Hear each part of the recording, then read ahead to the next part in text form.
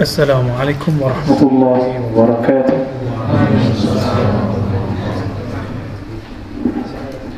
Innal hamdalillah nahmaduhu wa nasta'inuhu wa nastaghfiruh wa na'udzu billahi min shururi anfusina wa min sayyiati a'malina.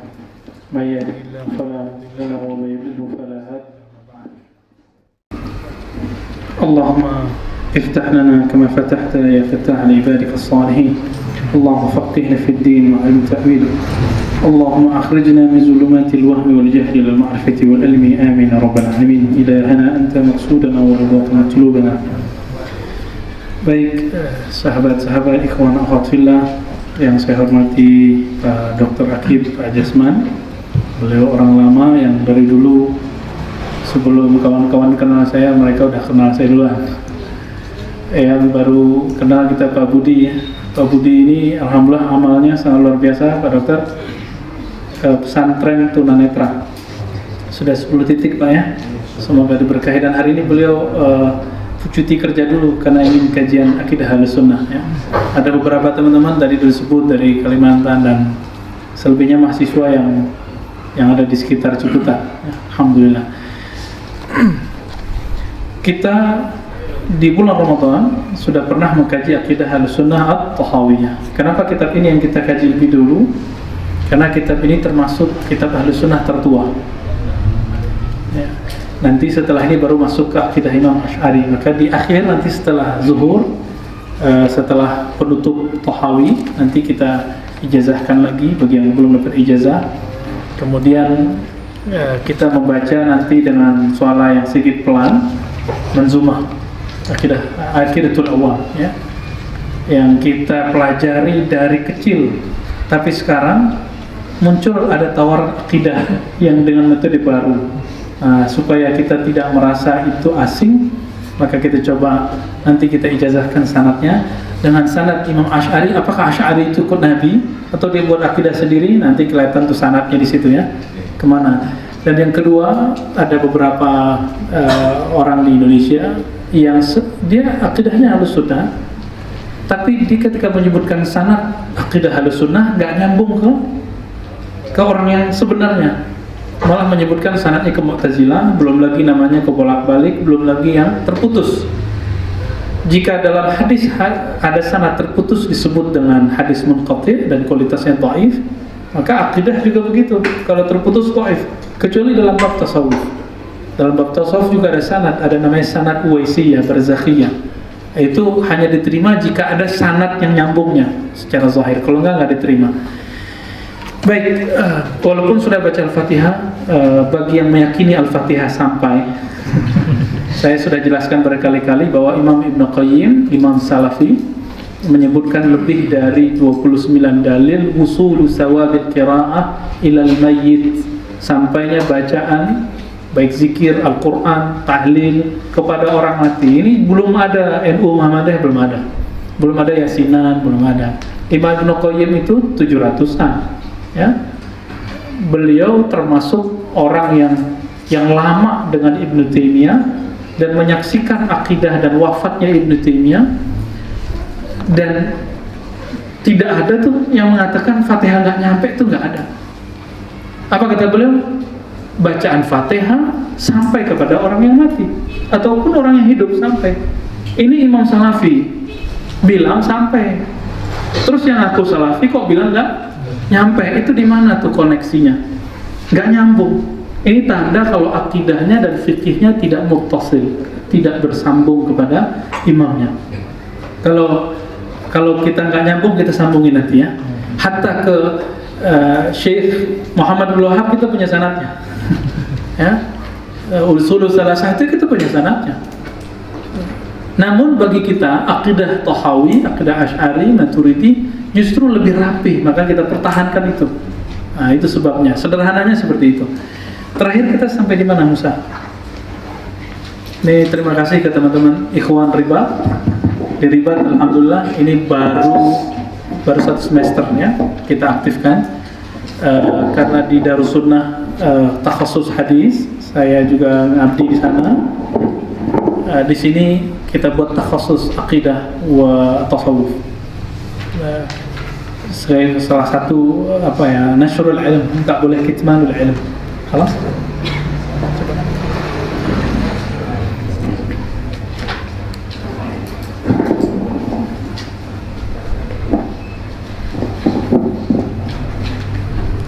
Dulu Allah yarham Syekhuna Syekh Ali Mustafa Yaqub, saya pernah minta izin ikut suatu jamaiyah, ya, suatu organisasi itu jauh dari thariqah. Lalu beliau mengatakan, ya sudah, yang penting kamu jangan cari jabatan dan popularitas. Saya bilang, baik Maulana, baik Tuan Guru. Tapi setelah 3 bulan saya nggak jadi masuk, padahal buku-bukunya sudah ada, ya. Ketika 3 bulan saya dapat undangan untuk mengisi kajian hadis zikir kalangan Syekh Sufi. Saya minta izin lagi, Pak Kiai, astazin an alla udarris fi 3 ayyam لأني ujibu da'wah masyayikh turuq sufiyah, ya. Saya mau menghadiri undangan para masyayikh thariqah sufi. Beliau kaget, perhatiin saya sambil ketawa. Sebelumnya ente mau ikut organisasi yang anti tarekat, kok sekarang ikut yang bertarekat? Saya jawabnya lebih senyum lagi, akhsha alla yardani syaikhi, saya khawatir guru saya tidak ridha, maksudnya beliau. Lalu beliau senyum, ya. Alhamdulillah, senyum itu sampai sekarang kayaknya masuk gitu ke hati, ya. Karena beliau sering mengatakan utlubu ridha syaikhika, kamu harus dapatkan ridha gurumu. Karena kalau ridha Allah fi ridha walidain, ridha Allah itu ada di ridha orang tua. Orang tua biologis, bapak kita di rumah. Orang tua keilmuan, guru kita di pesantren, di ma'had, dimanapun tempat kita belajar. Nah, ini yang tidak ada di kampus, teman-teman semua. Ini nggak ada di kampus. Di kampus itu hormatnya karena nilai, mau dapat nilai bagus. Maka secara rohani itu sudah beda. Tradisi kita di sini tidak. Tradisi kita bagaimana bisa memahamkan murid dan bisa mengkhatamkan kitab dan dapat keberkahan ilmu. Itu yang kita cari, nggak lebih, ya. Si guru mencari ridha Allah, si murid ingin mendapatkan ridha Allah lewat jalur ngabdi dan ngambil ilmu gurunya. Semoga kita termasuk itu yang Nabi katakan, nadharallahu mura'an, Allah beri cahaya kebahagiaan. Nadhara itu beda dengan nawara. Nawara itu beri cahaya aja. Tapi kalau nadhara itu surur wal farh. Allah beri cahaya, man sami'a maqalati, yang mendengar maqalahku. Sami'a di zaman Nabi harus hadir. Kenapa harus hadir? Karena di zaman Nabi nggak ada YouTube. Ada telepon nggak? Nggak ada. Sekarang saya bisa telepon Syekh, saya tanya, ya Sidi, ya Syekh, ma ra'aykum an kaza, apa pendapat Anda mengenai ini. Dia bisa jawab langsung. Tapi di zaman Nabi bisa nggak? Pakai hati, telepati nggak masuk, nggak disebut hadis, disebut hadas itu. Ya? Walaupun secara ilmu ma'rifatullah itu ada, disebut firasah, ada lagi babnya, tapi tidak dalam bab hukum syar'i, apalagi dalam bab aqidah, nggak boleh, ya. Dan berarti sami'a maqalati itu ada artinya man ata syekhahu wa yasma' minhu wa ya'khudh minhu, orang yang datang kepada gurunya, mendengar darinya dan mengambil ilmunya. Itu makna dari sami'a maqalati. Nah, ini kelebihan ahli hadis yang tidak ada pada ahli hadas. Yang tadi kita sebut jadi ahlu bid'ah itu bukan orang yang nggak mengerti ini hadis riwayat siapa, tapi orang yang tidak berguru. Meskipun dia tahu ini riwayat si fulan, belum tentu pemahaman dia, amal dia sesuai dengan riwayat itu. Karena harus dibuktikan, ini kamu dapat pemahamannya dari siapa. Karena jarak kita dengan Bukhari, Imam Bukhari itu wafat 256 Hijriah. Kita tahun berapa? 1440. Maka mustahil orang klaim pemahaman saya sesuai dengan Imam Bukhari, belum tentu. Buktikan sanadnya mana. Maka untuk membuktikan akidah kita sama dengan akidah ulama salafus saleh, kan lagi rame istilah salaf, ya. Ulama sahabat Nabi, ulama tabi'in, atba'ut tabi'in dan setelah mereka, maka kita buktikan dengan sanad. Kalau ada orang ngaku hari ini saya keturunan Nabi Muhammad, buktinya apa? Silsilah. Cuma cukup silsilah. Kalau dia punya silsilah sudah, Kita nggak campur urusan lagi. Kita cek ada terputus atau enggak. Kalau terputus berarti dia keturunan Nabi yang lemah sanadnya. Jadi ini Habib lemah, Habib Dhaif. Ada banyak Habib Dhaif banyak. Ya. Kalau yang dia punya, nah itu disebut sahih atau minimal Hasan. Musa ini Hasan kayaknya. Kalau saya sahih ke Nabi Adam ya. Ya bukan ke Kirdun. Baik. Jadi teman-teman, ketika Nabi mengatakan nadarallahu ra'an sami'a maqalati fawa'aha. Wa'a artinya hafizah, bisa juga artinya fahimah, memahaminya dan menghafalkannya. Kenapa saya katakan gak mesti hafal, cukup paham? Karena dalam riwayat-riwayat para ulama tabi'in, mereka mengatakan, misalnya Ibnu Abdul Bar mengumpulkan ungkapan-ungkapan ulama salaf dan mengatakan a'inu ala hifzikum bil amal. Ya. Misalnya kita ketemu satu hadis mengenai sholat duha, gimana cara menghafalkannya? Amalkan aja sekali, nanti kita hafal langsung. Jadi menghafalnya dengan fi'il gitu. Mau ngamalkan hadis Abu Hurairah itu zikirnya setiap hari 12.000. Mau ngamalin nggak? Amalin sekali 12.000 sehari semalam. Nanti ingat terus tuh riwayat siapa di kitab apa ya. Nanti dikasih ijazahnya ya. Nah, kita sama Dr. Akik, Pak Jasman sudah mengamalkan itu dari tahun 2015 Pak ya. Setiap Ramadan iktikaf kita amal zikir ribuan. Pencinta tidak memandang angka itu cuma target minimal.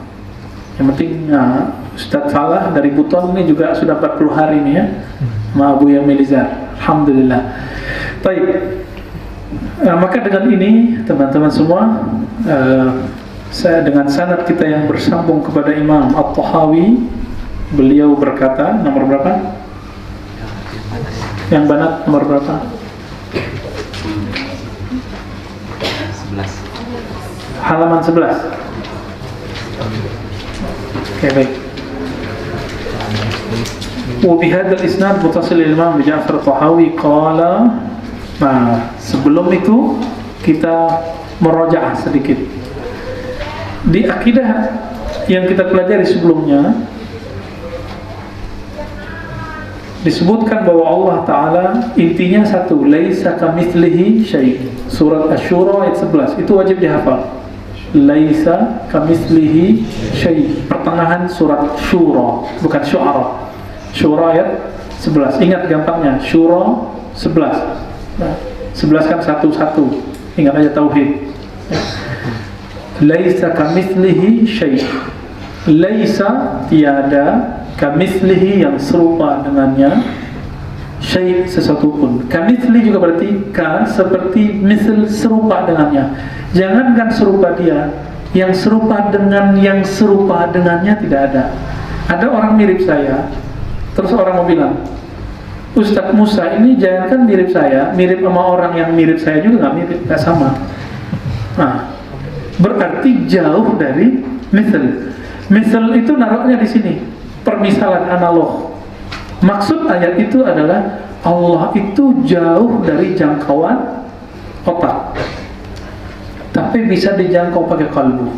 Apa dalilnya? Fafirru ilallah. Itu lari-lari. Yang sudah pernah sa'i ketemu Allah enggak? Yang sudah pernah tawaf ketemu Allah enggak? Enggak.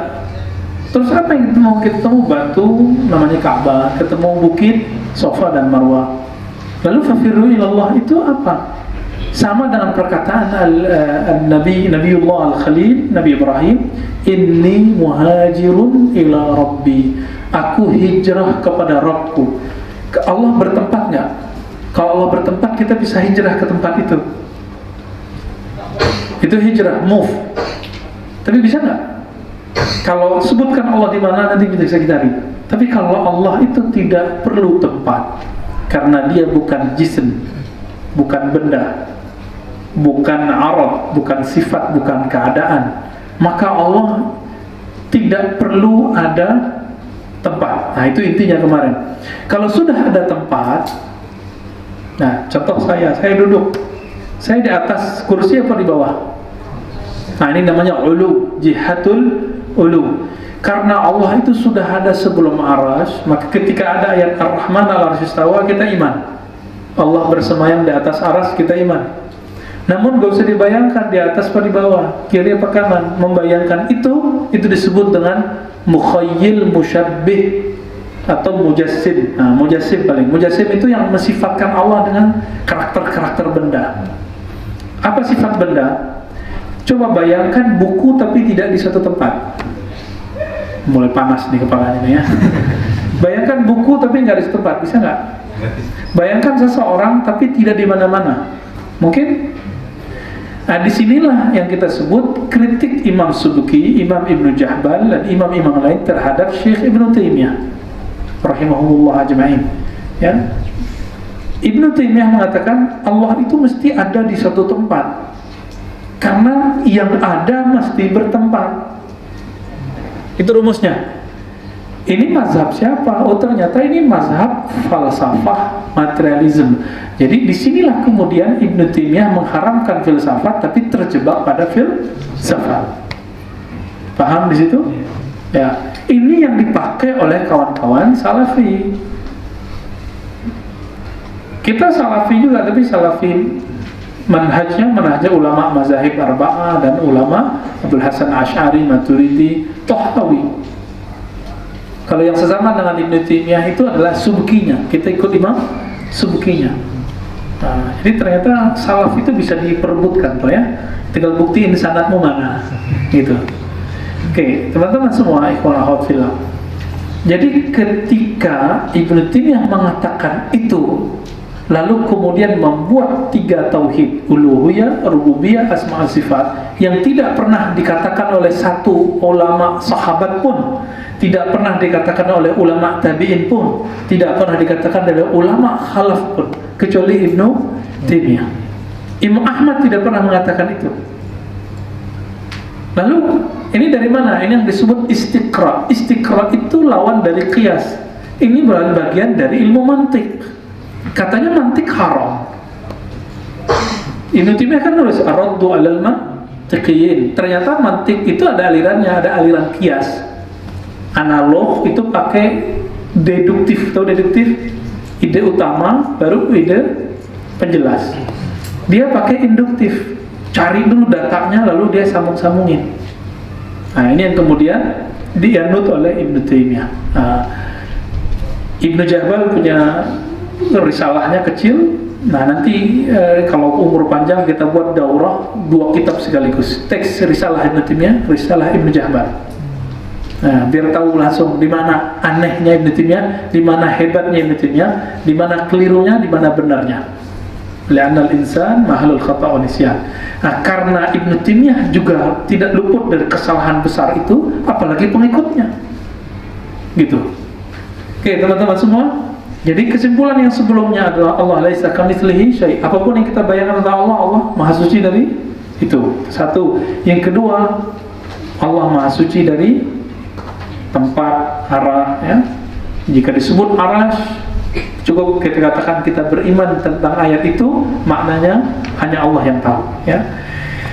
Baik, masuk ke nomor yang 11. Halaman 11 ya. Nomor 4, Pak. Benar.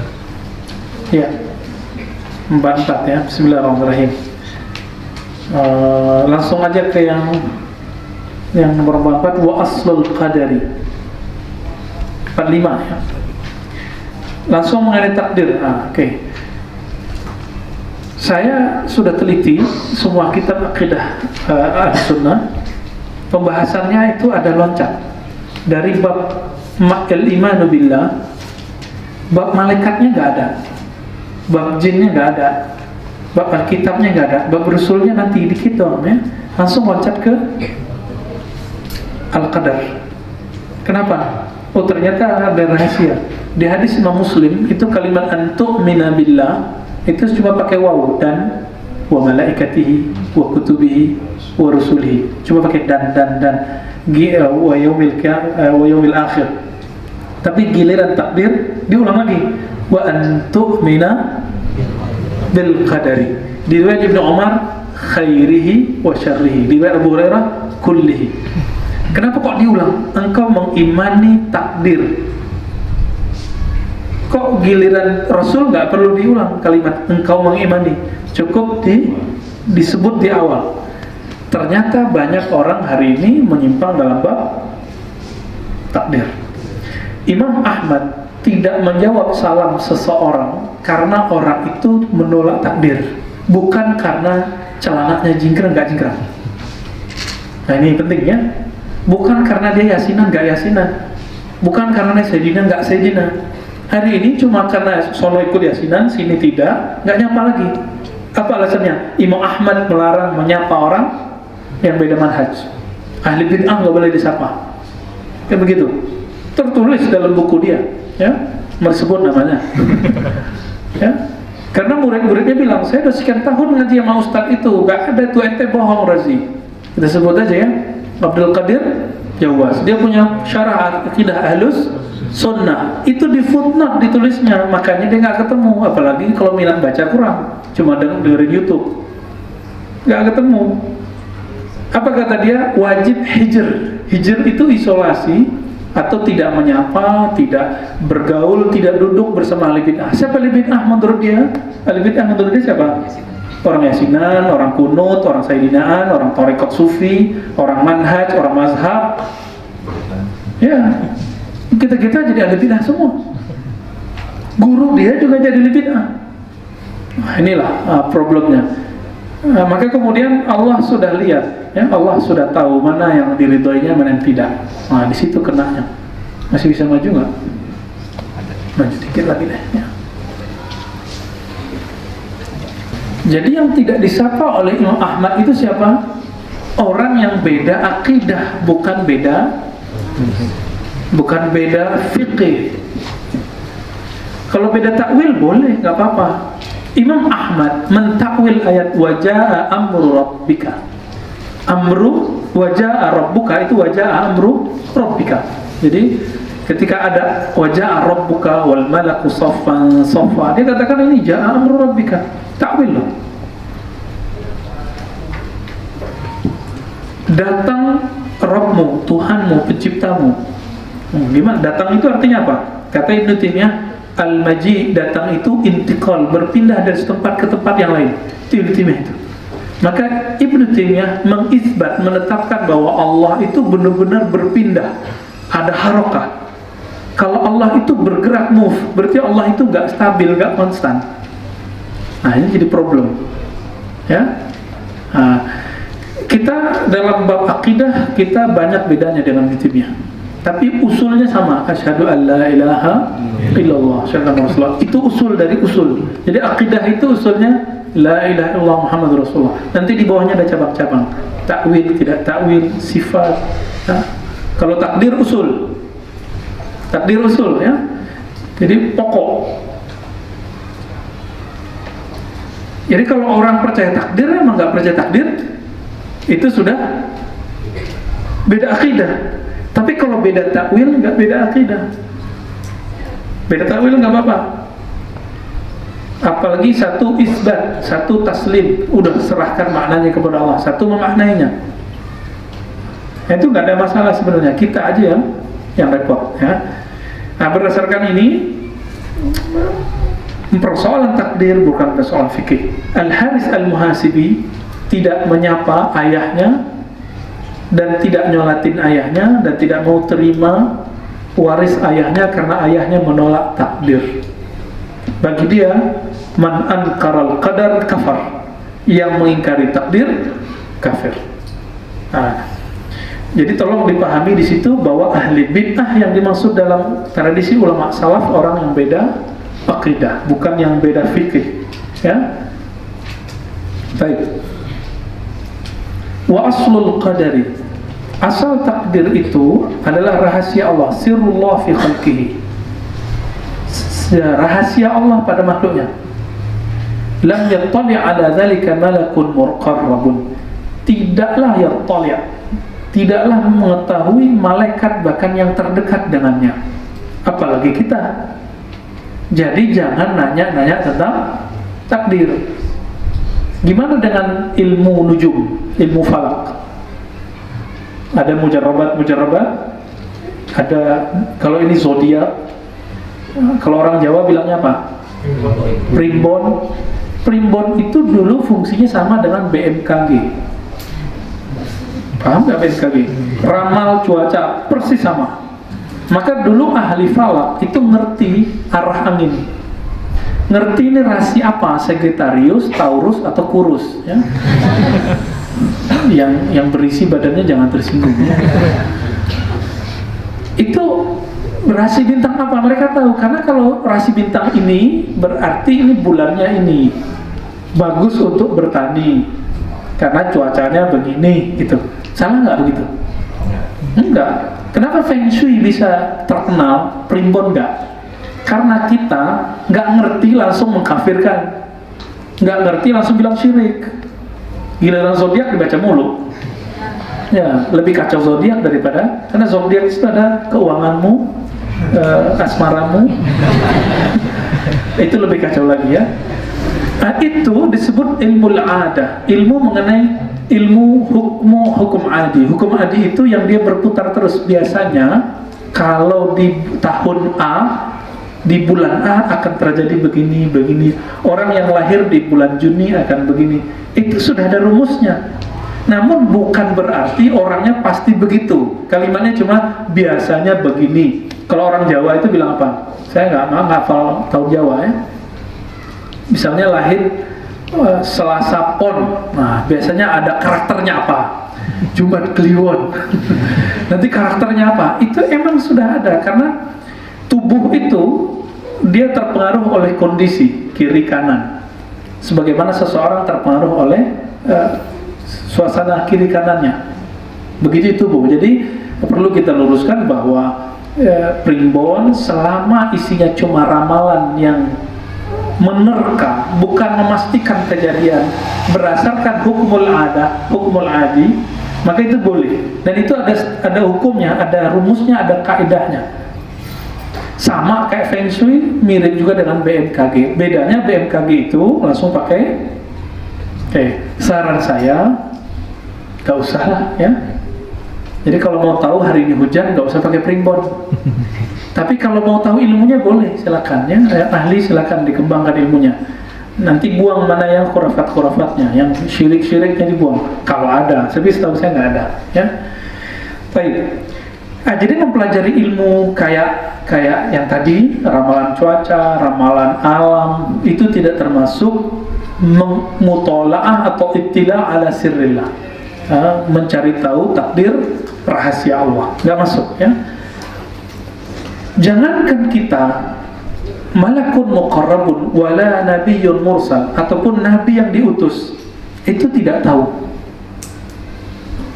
Maka dikatakan wa ta'ammuq wan nazaru fi dzalika zari'atul khazlah. Maka mendalami tentang ilmu takdir itu bid'ah, ya. Maka dikatakan di situ zari'atul khazlan, dia akan membuat orang terjebak pada kehinaan. Saya sudah lihat banyak orang yang main-main dalam bab ini, suka ramalan-ramalan dukun, rata-rata hidupnya kemudian jadi sial. Jadi disebut khazlan. Jadi ini sudah ditulis dalam akidah Ahlussunnah. Rata-rata orang-orang yang rugi usaha, orang-orang yang gagal masalah perjodohan itu karena masalah terjebak dalam masalah ramalan-ramalan itu, ya. Misalnya ada orang nikah nih, pas namanya depan T sama Z, oh ini gak cocok nih, gitu, ya. Itu bisa diakali. Ada nama, ada ilmunya. Ilmu itu kan manusia yang buat, toh. Nah, tinggal kasih aja depannya Muhammad, kan? Muhammad apa? Kalau S tadi apa? Muhammad Saudi, gitu, ya. Kalau Z apa tadi? Zo, Muhammad Zo, ya, atau Zuriati. Udah nyambung itu nanti. Itu ilmu bisa dibuat-buat kok. Dan ilmu itu sama dengan takbir mimpi. Kalau ditakbir, diteramal, biasanya deket-deket jadi. Nah, maka jangan suka ngeramal-ngeramal nasib, ya. Karena ana inda zanni abdi, aku berdasarkan persangkaan hambaku. Orang itu ngomong begitu pasti Allah yang gerakin. Enggak lama lagi kejadian begitu. Juga ada hadis bahwasanya takdir itu muwakkalun bil kalam. Takdir itu terjadi biasanya dikabari dulu lewat ngomong. Jadi teman saya yang sekarang sudah stroke ya, ternyata dia dulu pernah ngomong sama bininya, sama istrinya, kamu kalau begini terus saya stroke, benar stroke. Ada lagi, kamu kalau begini saya rugi benar ya. Jadi dia sudah ngomong duluan. Jadi teman-teman semua, kul khairan aw liyasmut, itu maknanya ya, katakan yang baik atau diam ya. Wasulamul jurman wa darajatut tughyan, maknanya sama. Fal hadaru kullal hadar min dzalika nazaran wa fikran wa waswasatan, maka jauh-jauhlah dari nazar, meneliti ilmu takdir, atau fikr, memikirkan takdir, atau waswasah, atau waswas, diwaswas oleh takdir. Contoh, yang mau tamat S1, S2, bingung masalah nanti kerja apa, nikah sama siapa, nafkahnya gimana, tinggal di mana, itu was-was, itu semua was-was. Udah selesai dulu deh ya, selesai dulu, nanti ketemu jalannya. Ini nggak usah galau ya, was-was itu boleh disebut al-galau ya. Fa inna Allah Ta'ala tawa ilmal qadari an anamih, Allah Ta'ala telah sembunyikan ilmu takdir dari makhluknya. Anam boleh diartikan manusia, boleh diartikan makhluk. Wa nahaw man marami. Mohon maaf, ini saya terjemahkan ulang versi saya. Itu versi dulu waktu menerjemah. Yang tertulis itu waktu ya sebelum kita buat daurah itu. Kama qala ta'ala fi kitabihi, lalu ada ayat la yus'alu amma yaf'al wa hum yus'alun. Tidaklah dia, Allah Ta'ala, ditanya, berhak ditanya, pantas ditanya, didebat mengenai apa yang dia lakukan. Wahum yus'alun, mereka lah yang pantas ditanya. Maka teman-teman semua, apapun yang Allah takdirkan hari ini, detik ini kepada kita, itu yang terbaik. Bagi kita, sakit itu buruk, masih ingat pembahasan sebelumnya? Tapi bagi Pak Dokter, kalau nggak ada orang sakit, nggak ada proyek beliau, nggak ada rumah sakit Pak ya, nggak jadi Pak Direktur. Kalau nggak ada orang sakit, nggak hidup apoteker, nggak hidup satpamnya, nggak hidup nurse-nya itu, perawatnya, nggak hidup semua. Gojek yang nganterin surat, nganterin orang yang sakit juga nggak hidup tuh. Jadi ternyata sakit itu sendiri khairun indallah. Mungkin bagi kita enggak ya. Maka khairihi wa syarrihi yang disebutkan dalam hadis itu khair, baik, buruk menurut kita, tapi menurut dia semuanya baik ya. Apapun yang terjadi pada teman-teman sekarang, dengan kondisi badannya, sakit-sakitan, sehat, itu semua yang terbaik dari Allah. Ini teman kita yang tadi baca Quran, Allah lebihkan di Quran. Yang bisa baca Quran, hafiz Qurannya. Ini hafiz Quran beliau, mata batinnya lebih tajam. Nah, cuma beberapa yang hafiz, itu ada 1-2 saya lihat ya, yang hafiz. Kenapa? Orang yang Allah tutup satu nikmatnya, tapi Allah beri nikmat yang lain, supaya dia tahu bahwa itu terbaik bagi dia. Coba kalau Allah kemudian kasih penglihatan, belum tentu beliau ini hafiz Quran sekarang. Sekali sibuk hafiz YouTube. Baik.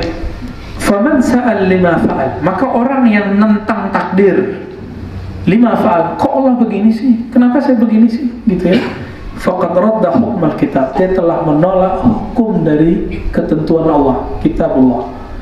Wa man radda hukmal kitab kana minal kafirin. Nah, itulah yang terjadi pada iblis. Apa kata iblis? A'asjud liman khalaqta, ini dia nggak terima. Kenapa takdir saya yang sudah ribuan tahun bertapa di surga, mirip dengan Sunggokong, kayaknya Sunggokong itu dia ya, terus disuruh sujud ke Nabi Adam. Kita nggak tahu itu ya. Oh, ternyata dia menjadi kufur bukan karena dia api, bukan, dia menjadi kufur karena dia mempertanyakan itu. A'asjudu itu sama dengan lima fa'al, kok saya perlu sujud, gitu ya. Baik. Karena minal kafirin, maka orang itu kafir. Jadi wajar kalau Imam Ahmad tidak jawab salam orang yang tolak takdir. Wajar Imam Sufyan bin Uyainah nggak mau duduk bareng sama yang penolak takdir yang sekarang disebut Qadariyah, ya, Qadariyah.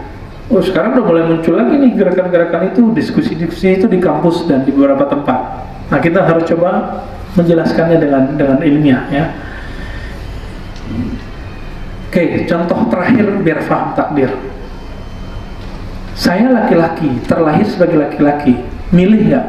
Antum laki-laki, ini perempuan, milih nggak dulu? Nggak milih, serius? Serius? Bisa request nggak? Nah, yang begini itu takdir yang kita sebut takdir mubram. Nah, ini gampang ceritanya. Kan dulu pernah belajar mubram, mu'allaf, apa ini ya? Makhluk apa lagi nih? Takdir mubram, takdir yang gak bisa dirubah. 1 detik yang saya lalui gak bisa dirubah. Apalagi 9 bulan di perut ibu. Dulu roh kita bertemu Allah, itu roh laki perempuan gak? Enggak. Roh kita sama, roh itu dari nur. Dan dia bertemu Allah Ta'ala, dia bukan laki-laki, bukan perempuan, itulah jenis malaikat. Terus lahir jadi orang Indonesia, hidungnya agak pesek dikit. Tuh, lihat hidung sendiri, nggak bisa kan?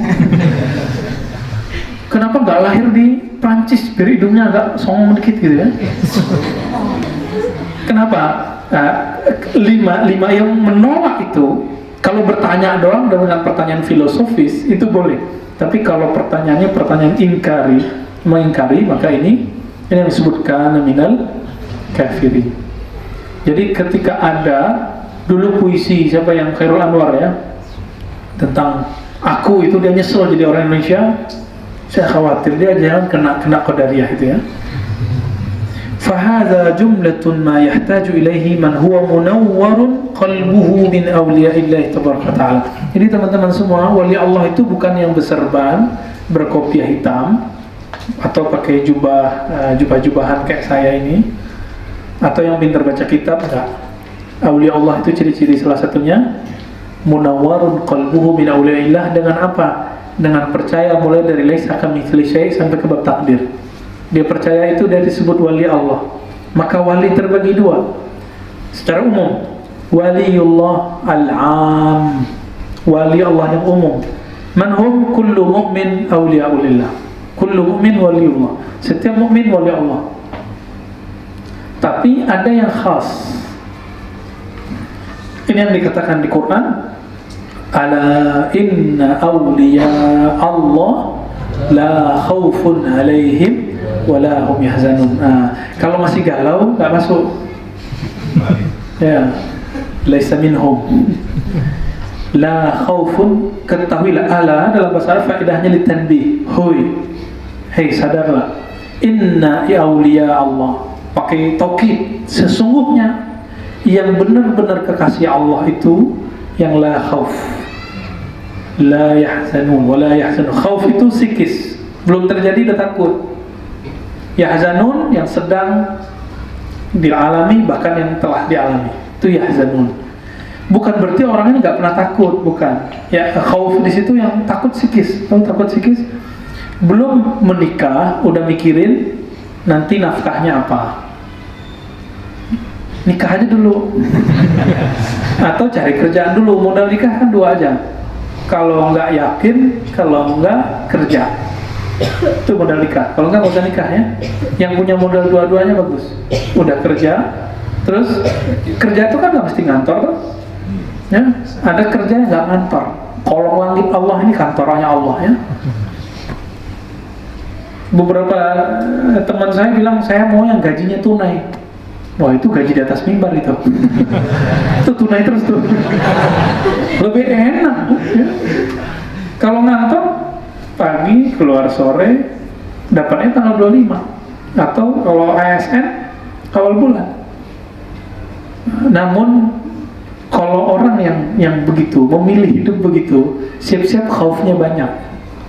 Makanya ustadz-ustadz itu beberapa daerah itu punya sakit mah akut, mah kronis, karena angan-angannya banyak. Gaji kontannya, gaji tunainya nggak datang-datang. Ya, jadi tinggal dipilih. Mau yang nggak jelas itu, mau yang jelas. Ya, oke teman-teman semua. Man huwa munawwarun qalbuhu min awliyaillah. Jadi orang yang beriman dengan Allah, rukun iman itu hatinya sudah bercahaya. Kalau kita masuk ruangan tidak ada cahaya, kayak kemarin direktur PLN ini kan kasihan ya, baru 2 hari udah mati PLN-nya ya. Kok mana-mana sejauh ini mati. Kan stres juga dia ya. Stres juga dia itu. Baru 2 hari. Nah, biasanya anak-anak tuh paling takut, atau ibu-ibu takut kalau gelap. Kalau bapak seneng ya. Gelap itu nggak bisa ngapa-ngapain. Sama, orang yang kalbunya tidak bercahaya, maka dia akan takut. Inilah sebab dari khauf. Inilah sebab dari waswas. Inilah sebab dari hazan. Ya, rasa takut, rasa galau, pikiran panjang, angan-angan jauh. Sebabnya karena kalbunya tidak bercahaya dengan cahaya iman. Ya.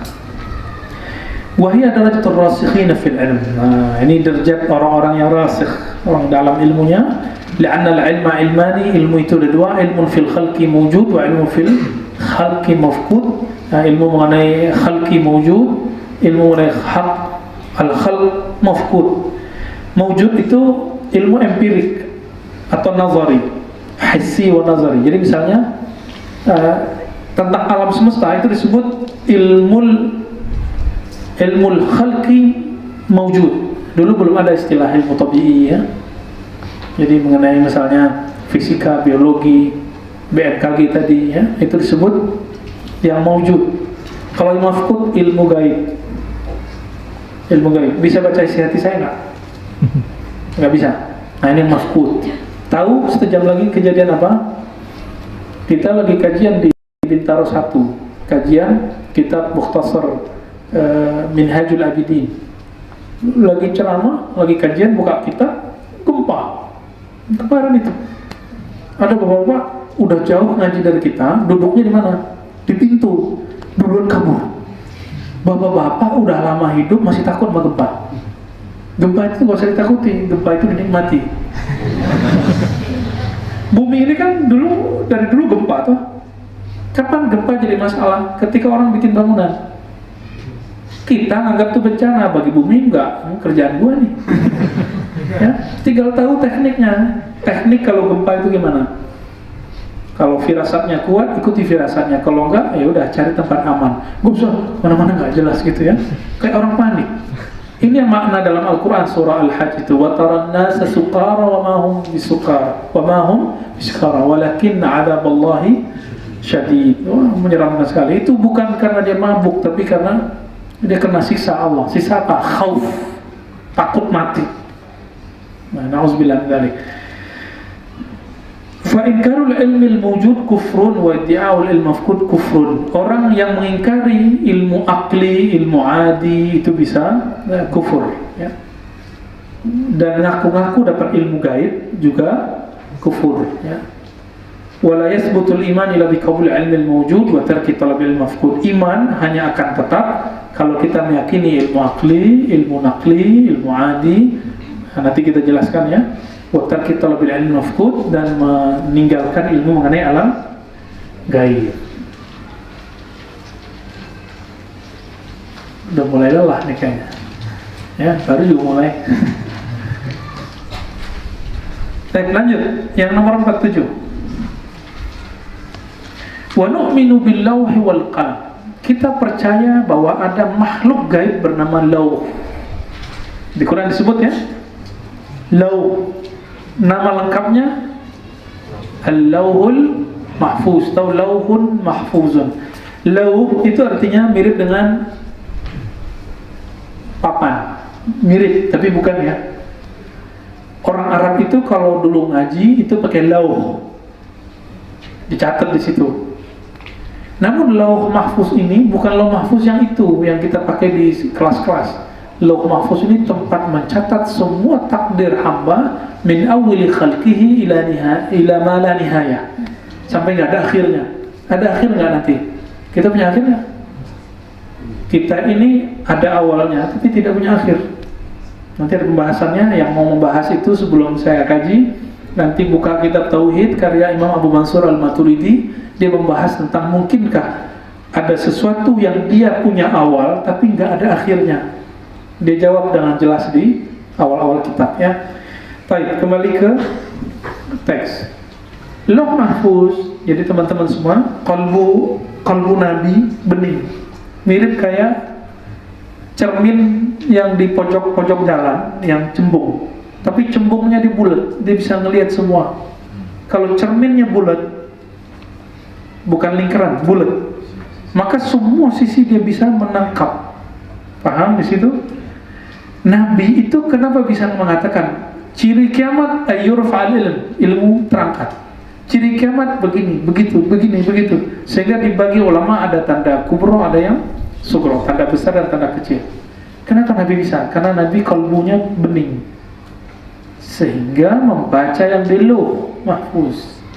Tapi Allah tidak perlihatkan kapan itu kiamatnya, tanggal berapa, hari apa, apalagi pakai angka 1500. Hadisnya palsu semua ya. Wal qalam. Nah, wal qalam ini sudah berhenti nulis. Apa itu al qalam?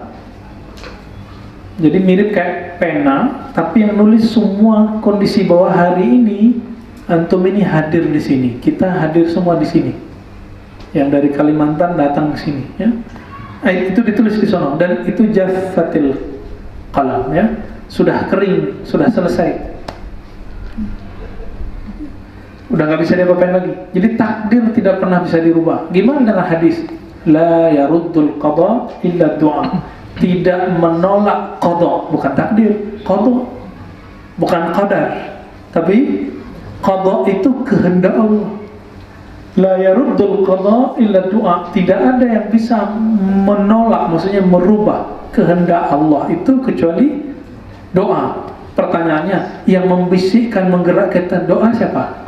Allah juga. Berarti sebenarnya takdir berubah nggak ada perubahan takdir. Takdir itu dulu begitu aja. Makanya manusia dari dulu lahir mimik sama ibunya, terus jalan, makan, minum, apalagi lari, sakit, sehat, kawin, punya anak, udah gitu aja kerjanya, tidur, ngomong, udah itu. Gak lebih dari itu. Manusia cuma begitu-gitu aja. Tapi peradabannya berubah. Dulu ngajinya langsung ketemu syekh, sekarang ngajinya pakai YouTube dan Facebook. Kita tidak boleh mengatakan, gak boleh ngaji di YouTube, gak boleh juga. Gak boleh ngaji di Facebook, gak juga. Kita memberikan sebuah kriteria kapan dan di mana, saat apa orang boleh, bahkan kalau perlu dianjurkan ngaji lewat online. Ada syaratnya. Nanti kita jelasin ya. Wa bi jami' ma fihi qad ruqim, semuanya telah tertulis dengan angka-angkanya. Wa ijtama'al khalqu kullu ma la syai'in katabahu Allah Ta'ala annahu kana yaj'alu ghayra kain lam yaqdiru alaih. Kalau semua orang ingin merubah takdir Allah, mereka tidak akan mampu. Tidak akan mampu ya. Wa ijtama'u kullu ma la syai'in lam yaktubhu Allah Tabaraka wa Ta'ala liyaj'aluhu kainan lam yaqdiru. Sebaliknya juga begitu ya. Jaffal qalam bima huwa kain ila yaumil qiyamah. Jadi pena gaib itu sudah berhenti, nggak bergerak lagi sampai hari kiamat. Dia sudah nggak nulis lagi. Dan Nabi mengabarkan awwalu ma khalaqallahu al-qalam. Yang pertama Allah ciptakan itu adalah al-qalam, dan nama lain dari Nabi Muhammad adalah al-qalam. Makanya Nabi mengerti takdir. Apa sebabnya? Karena nama lain beliau adalah al-qalam. Lalu di ujung kalimat ini dari hadis, wa ma akhta'al 'abdu lam yakun liyusibah wa ma asabahu lam yakun liyukhti'ah. Sederhananya gini, sakit itu belum tentu sial. Orang sekarang beruntung itu belum tentu menang. Gitu. Itu sederhananya ya, terjemahan bebas dari teks ini. Wa 'alal 'abdi ay ya'lama 'anna Allah qad sabaqa 'ilmuhu fi kulli kainin min khalqihi faqaddarahu dzalika taqdiran muhkaman mubraman. Kewajiban kita apa? Wajib bagi setiap hamba mengetahui bahwa ilmu Allah itu mendahului semua keberadaan makhluknya. Jadi teman-teman, waktu kawan-kawan di Sumatera kan basisnya 02 waktu itu ya. Sekarang kan sudah selesai 02 01. Karena yang 02 sudah gabung sama 01. Walaupun ada ijtima kesekian, nggak ngefek ke 02 01. Ya kita kemudian bingung. Wah, pada nyadar Oh berarti selama aku ditipu, dikerjain sama tim sukses. Tadinya dan sebagian yang waras ya, yang belum sadar-sadar masih ada ya. Akhirnya untuk menenangkan orang ini, saya katakan apa? Jadi dia panik. Ustaz, ini 5 tahun nih kita mau disiksa sama presiden sekarang nih. Loh, siapa yang mau nyiksa kamu? Saya tanya gitu. Saya nyoblos, saya mau coblos, tapi saya nggak panik kayak kamu. Kenapa? Sebelum kamu ada, sebelum saya ada, Allah sudah tahu orang ini akan 2 periode atau 1 periode. Tinggal ketika terjadi sesuatu, kamu pakai mantra baru nggak? Raditu billahi robba. Ridho nggak kepada Allah? Kalau nggak selesai, mampus dia, khauf terus sampai mati. Dia kira lagi bela Islam, tapi lagi bela kegalauannya terhadap dirinya sendiri. Nah, teman-teman itu bela ya, beda. Bela Islam itu beda dengan bela kegalauan. Ya. Jadi sederhana ya, saya merasa kayak dimainin aja tim sukses dari dulu. Nah kita karena di tengah-tengah, baru kita kemudian tidak terlalu serius masalah itu. Oke, lanjut. Faqaddara dzalika taqdiran muhkaman mubraman. Maka Allah mentakdirkan semua itu dengan takdir yang muhkam. Muhkam itu pasti, tepat. Ya, muhkam itu pasti dan tepat. Maka nama Allah Hakim itu artinya bukan maha bijak, tapi Hakim arti aslinya maha tepat. Luqmanul Hakim itu Luqman yang kata-katanya tepat menyentuh kalbu. Itu makna al-Hakim. Jadi jangan diartikan lagi bijak sana, karena kalau di kampung saya orang bijak tuh yang suka ngomong. Bijak kau gitu ya, itu suka ngomong tuh. Mubram, apa arti mubram? La yataghayyar. Ya, yang tidak bisa berubah, udah gak bisa dirubah. Jadi teman-teman masih nggak terima tinggal di Indonesia ya, masih nyesel ya, masih kok saya tinggal di Indonesia sih? Yang sudah jalan-jalan ke luar negeri dan tinggal di sana minimal sebulan aja atau seminggu 2 minggu di sana akan menikmati tinggal di Indonesia, makan nasi Indonesia, siapapun presidennya nggak ngaruh, nggak ngaruh ya. Makan nasi uduknya itu ya. Saya betul-betul ya, kita waktu di Paris dakwah 2 kali, 2016 2017, nyari nasi enak itu 3 kali naik metro kayak MRT ini, 7 kali ketemu harimau lah ya. Laisa fihi naqidun wala mu'aqibun ya. Jadi teman-teman semua nikmati, terima takdir Allah hari ini, nikmati. Ini yang disebut ridha. Raditu billahi robba. Kenapa? Laisa fihi naqid, nggak bisa dirubah lagi. Nggak ada yang membatalkannya. Wala mu'aqibun, wala muzilun, wala mughayyirun. Tidak ada lagi yang mu'aqib. Mu'aqib itu nanti yang merevisi, yang merubah di belakangan. Wala muzil, menghapus, wala mughayyir atau merubahnya. Wala naqisun wala za'idun min khalqi fi samawati wa ardihi wa dzalika fi min aqdil iman wa usulil ma'rifah. Nah, ini kita kan sering ngomong ma'rifat. Ma'rifat tertinggi itu salah satunya kesesuaian kalbu dengan kehendak Allah. Apa? Muwafaqatul qalbi bima aradahu Allah. Kalau kalbu sudah sejalan dengan kehendak Allah, orangnya nggak akan lagi galau. Jadi teman-teman yang masih galau berarti kalbunya belum sejalan sama kehendak Allah Ta'ala. Baik. Saya mau tanya, ini pertanyaan yang sering kita tanyakan. Kalau ada seorang ayah atau kakek tidak ngasih mobil buat anaknya yang minta mobil, karena anaknya baru 5 tahun. Anaknya 5 tahun bilang, "Bi, beliin dong mobil BMW." Loh, gila, mobil kita aja nggak BMW. Yaudah deh, motor aja deh. Anak baru 5 tahun dikasih nggak? Jadi dia habis ngeliat nonton di YouTube balap-balapan itu. Yaudah deh yang murah, Bi, Ferrari. Dikira Ferrari itu harga cabai kali, karena warnanya merah. Kita kasih nggak karena sayang? Nggak ngasih anak umur 5 tahun motor itu karena sayang atau karena benci? Nah, ini pertanyaan berkali-kali kita ulang untuk memahami takdir.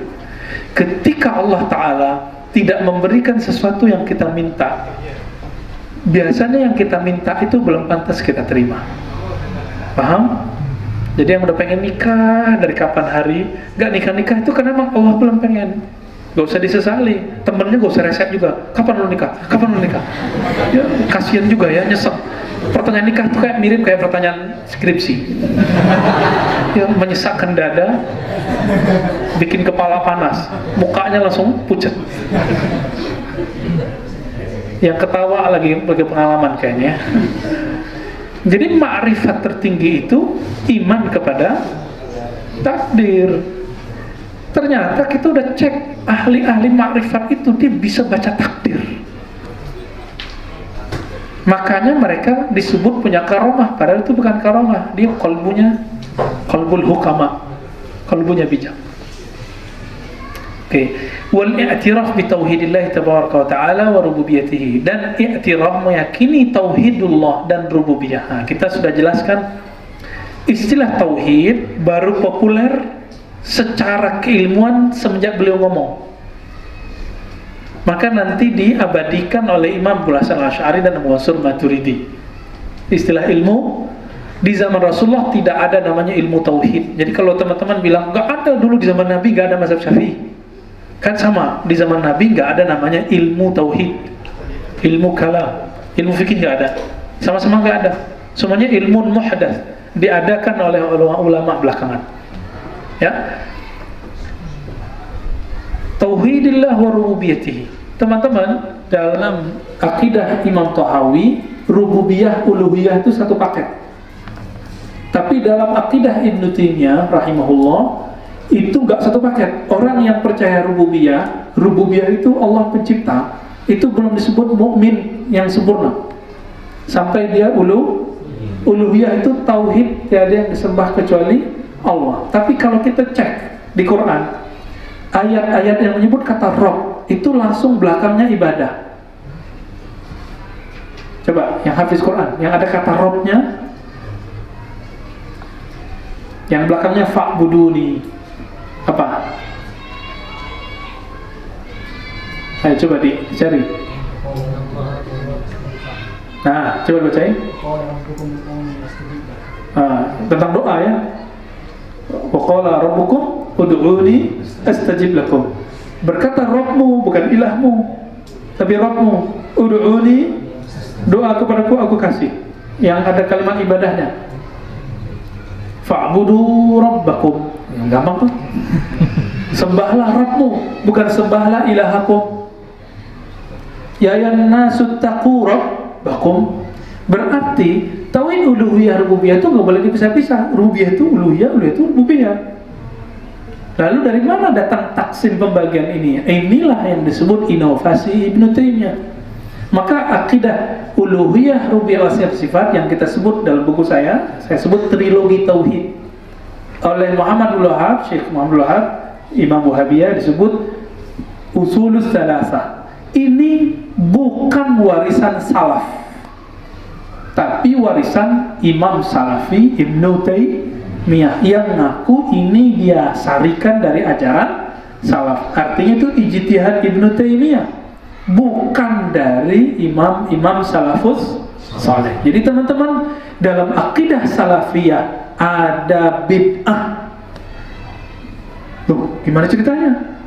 Tapi kita kalau ngomong bid'ah biasa aja, karena bagi kita bid'ah itu ada yang yukhalif al-kitab was sunnah wal ijma' wal athar, seperti yang dikatakan oleh Imam Syafi'i, Imam Baihaqi, Imam Izzuddin bin Salam, Imam Nawawi.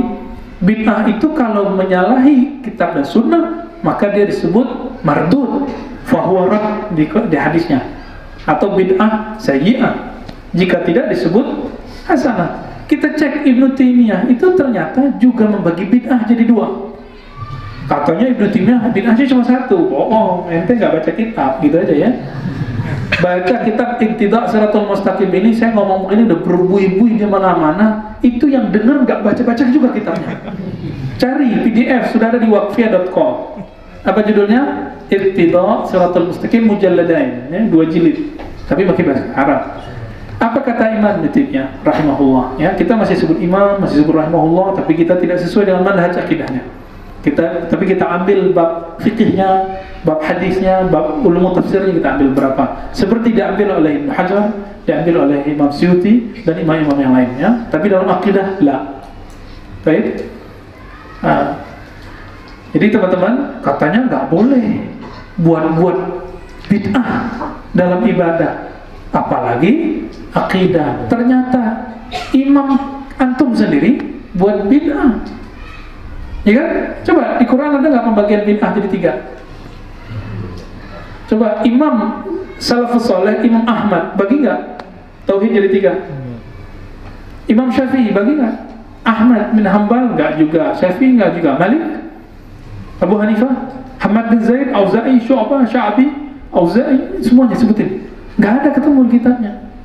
Berarti itu positif.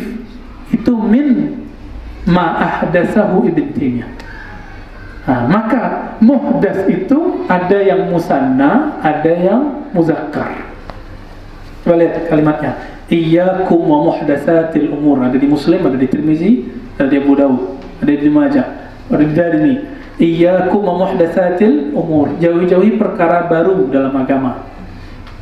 Kullu muhdatsatin bid'ah. Setiap yang muhdasah pakai ta marbutah. Feminim atau maskulin? Muannas atau muzakkar? Laki atau perempuan itu jenisnya? Perempuan, muhdasah. Bukan muhdas. Karena kalau muhdas, Quran disebut muhdas. Ada nggak ayat yang menyebutkan muhdasun? Ada kan di Quran? Allah menyebut Al-Quran itu muhdas. Bukan berarti baru. Ya, ada kalimatnya. Tapi Allah nggak sebut Quran muhdasah. Ternyata ada kaidah yang tak tertulis dalam kitab kita.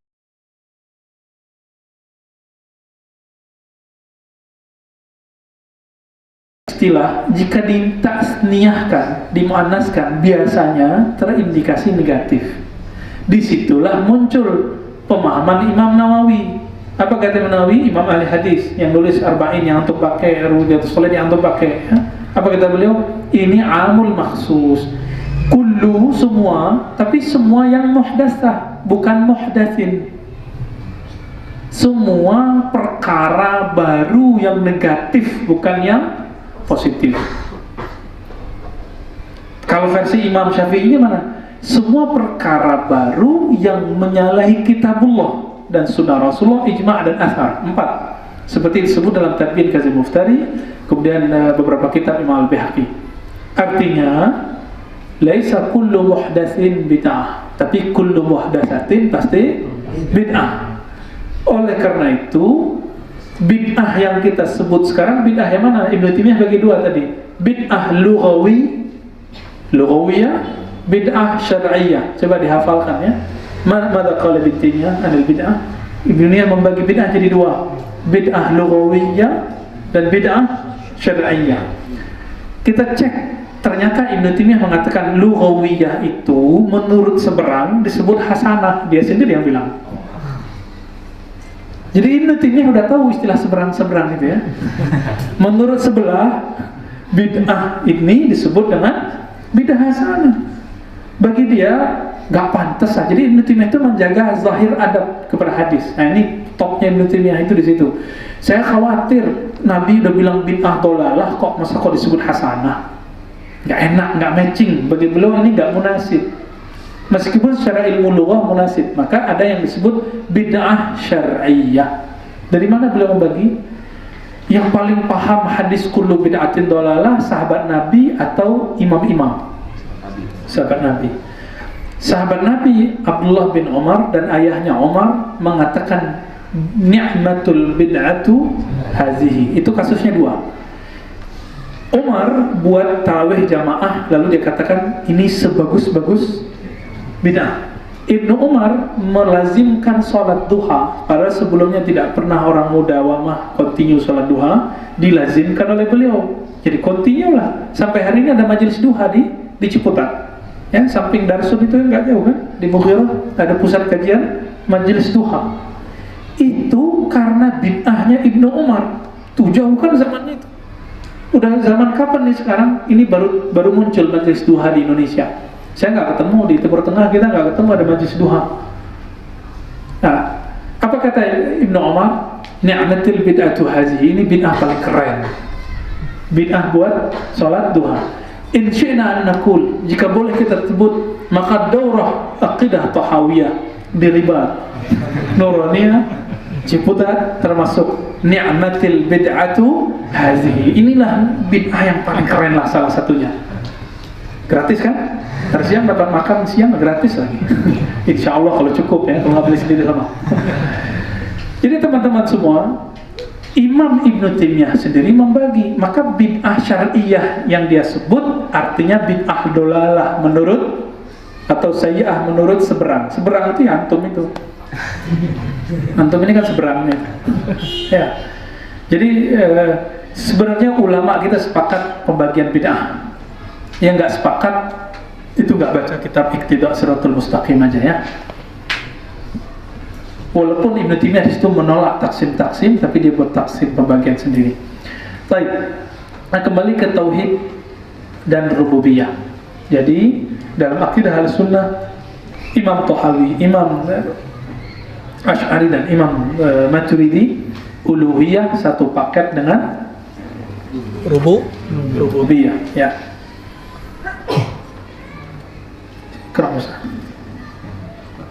Nanti kalau teksnya sudah mafhum, kita baca teks Arabnya aja, lanjut ya, biar bisa khatam nanti siang. Ya, Bismillahirrahmanirrahim. Bisanadikum ila al-mu'allif rahimahullah ta'ala nafa'ahu bihi wa bi'ulumihi wa bi'ulumikum fi darain amin. Qala wal arsyu wal kursiyyu haqqun. Nomor 49 ya. Arsy dan kursi adalah hak. Ya. Terus wa huwa mustaghnin 'anil arsy wa ma dunahu. Dia Allah tidak memerlukan arasy dan apa saja yang ada di bawah. Yang di bawahnya langit dan bumi. Kursi termasuk. Muhitun bi kulli syai'in wa fawqahu wa qad a'jaza 'anil ihatati khalqahu. Dia Allah meliputi segala sesuatu dan apa saja yang ada di atasnya. Allah menjadikan makhluknya lemah untuk menguasai segala sesuatu. Oke, ini penting. Di sini yang membedakan akidah Tahawi Imam Salaf dengan akidah Salafi hari ini. Bagi Salafi hari ini, ayat kalimat fauq berarti Allah itu benar-benar di atas. Tuh. Di mana ayatnya? Wa yakhafuna rabbahum min, gitu ya, min fawqihim. Ada kalimat yang min fawqihim? Ya Hafiz, yang Hafiz coba keluarin ayatnya. Ya benar ya? Min fawqihim sebelumnya. Ini ujian bebas ini. Ya Allah, saya kasih ijazah sanad saya, sanad qiraat kita ya. Wa ya khafuna. Kalimatnya benar ya khafun. Terus di belakangnya min fawqihim. Apakah kalimat fawq benar-benar berarti di atas? Karena ustadz yang lagi tenar juga tapi bukan Ustadz Somad ya, bukan Ustadz Adi di YouTube itu mengatakan apa? Saya tanya anak saya sekian orang, 6 beberapa itu semua mengatakan Tuhan di atas. Ini bukti bahwa Allah benar-benar atas secara fitrah. Sejak kapan anak kecil dijadikan dalil fitrah? Kalau gitu tanya aja, narkoba gimana hukumnya gitu. Tapi narkobanya buat permen, dia bilang oh enak gitu. Nggak bisa. Hukum Islam yang zahir pun nggak boleh menjadikan anak kecil sebagai dalil, apalagi bab akidah. Aina aqluka ya fulan, ya syabab ya. Ini kadang-kadang kita geram juga memang gitu ya. Allah mengatakan afala ta'qilun. Ini mirip kayak orang lagi nanya sama orang gila gitu. Kan rufi al-qalam itu salasa. Di beberapa hadis itu disebutkan nomor yang ketiga dan keduanya itu ganti-ganti namanya. Salah satunya anak kecil sampai balik, atau orang gila sampai dia sadar, kan mirip-mirip tuh. Nggak boleh. Ini orang yang mau cari togel itu nanya ke orang gila. Kira-kira ayyuhuma aksaru jununan, yang lebih gila siapa? Nah itu yang nanya ya. Ini dia udah sekolah, udah kuliah tinggi-tinggi, nanya anak kecil, Tuhan di mana, Allah di mana? Itulah kacaunya, karena manhaj akidahnya tidak sahih. Oke, teman-teman semua, dikatakan di sini muhitun bikulli syai', ini yang pas. Allah meliputi itu atas, bawah, kiri, kanan, depan. Tapi jangan salah paham, nanti jadi Jahmiyah. Apa Jahmiyah? Allah di mana-mana? Enggak. Allah enggak di mana-mana juga. Di mana-mana nanti Allah di God kan gawat tuh. Allah di toilet kan gawat nanti. Enggak sopan ngomong gitu. Lalu dalam beberapa daurah di Riau, ini udah lintas pulau ini ya, kita menyebutkan innallaha la yastahi ayyadriba mathalan ma ba'udatan fama fawqaha. Fawqa di situ artinya apa? Fawq arah atas atau apa? Fawq di atas, tapi artinya asghar, yang lebih, yang kecil itu biasanya lebih di bawah toh. Maka fawq tidak mesti berarti di atas. Ini bukti bahwa kalau Allah menyebut dirinya fawq, di atas makhluknya, belum tentu berarti benar-benar di atas fisik. Kenapa Allah bukan fisik? Maka tidak perlu sebutan fisik tentang Allah. Ya, Allah bukan fisik. Allah fisik nggak? Yang butuh arah atas, kiri, kanan, bawah, tempat, itu hanya fisik. Allah tidak fisik. Maka buangkan konsep tentang hukum fisik dari Allah. Nanti baru paham. Maka jika ada hadis Allah turun ke langit bumi, nggak ada masalah. Kenapa? Turun hanya Allah, bukan turunnya dari atas ke bawah. Karena atas bawah itu fisik, Allah bukan fisik. Lalu gimana? Hanya Allah yang tahu. Nggak usah cari tahu. Siapa yang cari tahu, akidahnya bermasalah. Akidahnya langsung bermasalah. Maka nanti di belakang ini ada ya, lanjut Musa. Wa naqulu innallaha attakhadha Ibrahima khalila wa kallamallahu Musa taklima imanan wa tasdiqan wa taslima.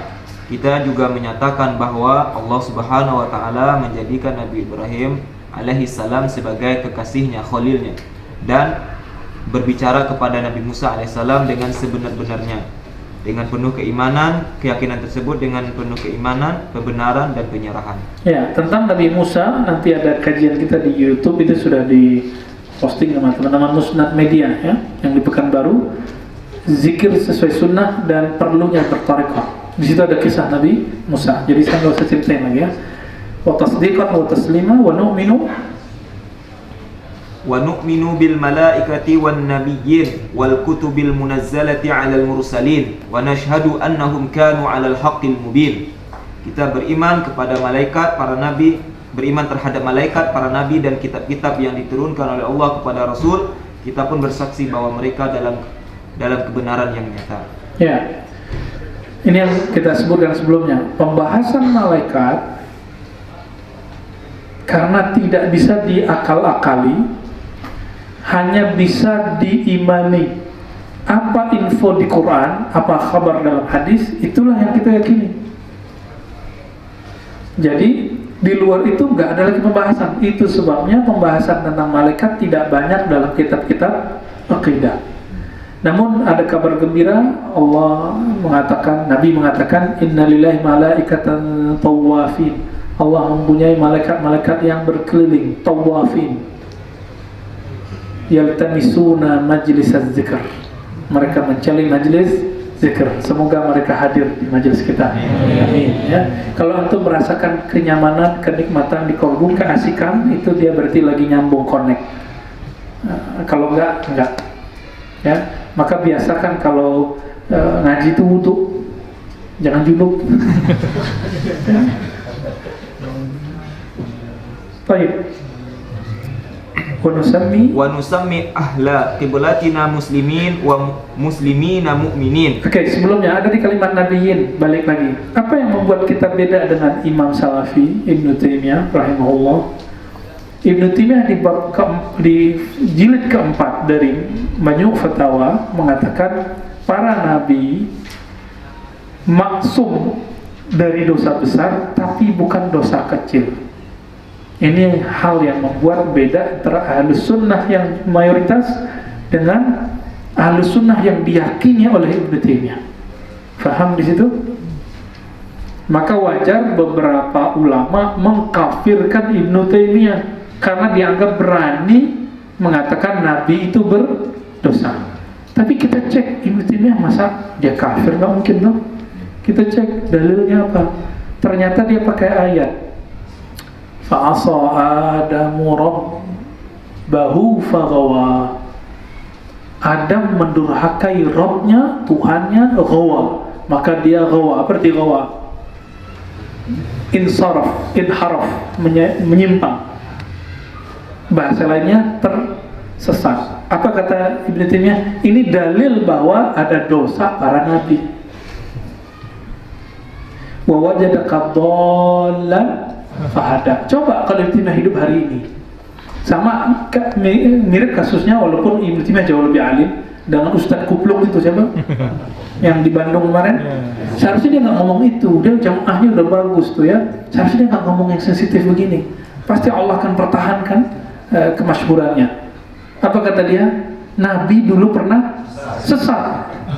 Tidak semua yang kamu tahu dari terjemah kamu harus jelaskan. Maka baca terjemah wajib pakai ilmu akidah. Itu sebabnya jangan jadi ahli tafsir dulu sampai ilmunya minimal cukup. Ilmu akidah, ilmu fikih, ilmu ihsan tasawuf. Ilmu lughah udah pasti, udah include di dalamnya. Ilmu hadis udah include di dalamnya. Ilmu balaghah include di dalamnya. Kalau enggak jangan jadi mufassir dulu. Nah, jadi tukang pasir aja ya. Berani ngomong Nabi itu dol. Nggak sopan kan? Ada lagi yang agak keren dikit, orang tua Nabi masuk neraka. Nah, nanti kita bahas di waktu lain ya. Nyakitin gitu, nyakitin hati Nabi. Wajar, masuk Aceh, Aceh itu basis Ahlus Sunnah. Basis Ahlus Sunnah. Dayah, selama masih ada dayah di Aceh, Aceh akan tetap kuat Islamnya. Akan sama dengan Jawa, masih ada pesantren-pesantren di Jawa, Ahlus Sunnah berdiri tegak di Pulau Jawa. Mulai dari Cilegon sampai ke Banyuwangi, Madura, insya Allah aman itu ya. Yang penting masih ada pesantren. Sekarang pesantren itu diisukan Nusantara gitu, supaya orang benci pesantren. Padahal Islam Nusantara itu kan masalah politik. Kiai-kiai itu nggak ada urusan sama Islam Nusantara. Ya, Islam Nusantara yang didefinisikan oleh Ketua MUI Padang itu senior kita ya dalam dunia dakwah. Buya Gus Rizal hafizahullah, semoga Allah jaga beliau.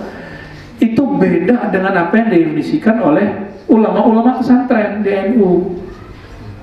Di pesantren-pesantren kalau akidahnya Islam Nusantara apa? Akidahnya Ahlus Sunnah, bermazhab yang 4, bertasawuf. Itu loh. Nggak ada di situ sholat pakai bahasa Jawa, nggak ada. Sholat pakai bahasa Sunda, sholat pakai apa lagi? Tidak wajib berjilbab, itu nggak masuk tuh ya. Nanti nyamping lagi nih, nyamping Ciputat. Nggak masuk. Nah, sedangkan yang ditasawurkan, yang didefinisikan oleh Kakanda itu, Buya Gus Rizal, jadi yang dia bayangkan Islam Nusantara itu Islam sinkretis dengan budaya. Kalau itu, maka benar Islam Nusantara definisi Buya Gus Rizal itu sesat. Tapi Islam Nusantara definisi ulama pesantren tidak sesat. Mulai paham? Karena ini jargon-jargon politik NU dan Muhammadiyah. Muhammadiyah punya apa? Islam berkemajuan. Ribat nggak punya ya. Islamnya raditu billahi robba aja. Jadi teman-teman semua, apa yang membuat ulama kita di zaman itu tengkar terus dengan Ibnu Taimiyah dan sampai hari ini perdebatan itu nggak selesai-selesai karena memang ada bagian-bagian sensitif ya tadi waktu Nabi neraka, Nabi tidak masuk dari dosa kecil. Ternyata yang dimaksud dosa oleh Ibnu Taimiyah itu adalah kesalahan menurut imam-imam ahli sunnah yang lain. Imam Fakhruddin Ar-Razi mengatakan Nabi tidak boleh berdosa, maksum. Tapi Nabi bisa lupa, an-nisyan wal khata, lupa dan salah. Jadi ternyata beda antara salah dengan dosa. Khata itu salah. Kalau dosa itu zanbun, Jadi kalau astaghfirullah min khataya itu beda dengan astaghfirullah min zunubi, itu beda loh ya. Nabi Adam itu khotoan atau zanban? Khotoan atau zanban? Bukan jamban. Khoto keliru, salah, atau zanbun sesat, apa? Dosa, sesat. Yang mana? Khotoan. Kalau khoto, kalau seandainya Nabi Adam dulu nggak makan buah larangan itu, kita nggak ketemu ngaji sekarang, ya, nggak seru dong dunia. Nanti nggak ada cerita-cerita seperti sekarang, perjuangan nyari sanad, ya, ngaji hadis, kuliah di kampus, menikah di Indonesia, nggak ada, ya, nggak ada Indonesia di surga, ya.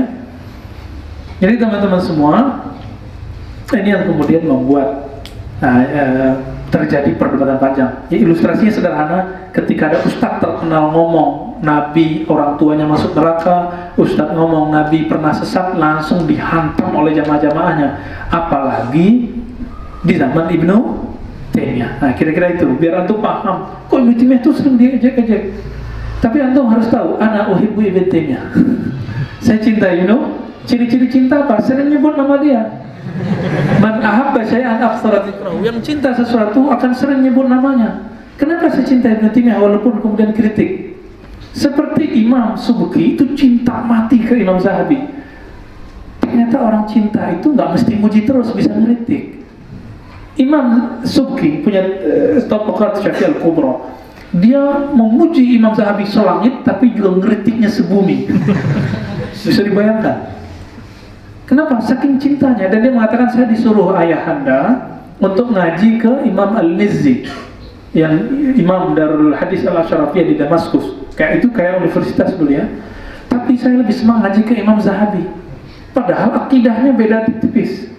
Ada perbedaan karena Zahabi murid langsung Ibnu Taimiyah tuh.